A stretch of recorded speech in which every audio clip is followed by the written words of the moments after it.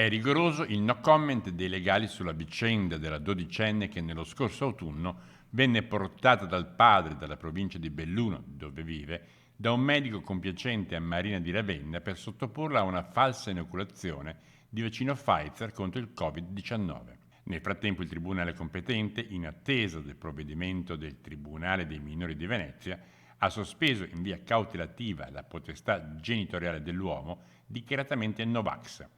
La misura è stata adottata in via temporanea e urgente a tutela della minore, in relazione alla condotta illecita del genitore.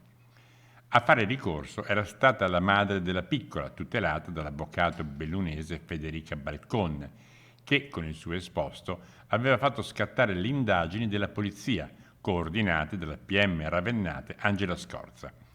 Indagini che il 10 novembre hanno portato all'arresto del medico Mauro Passarini, 64 anni, e che aveva poi portato al sequestro di altri 191 Green Pass. In conseguenza a tutto ciò, il padre della bambina, tutelato dall'avvocata ravennate Silvia Brandolini, risulta indagato per falso in concorso con il medico vaccinatore.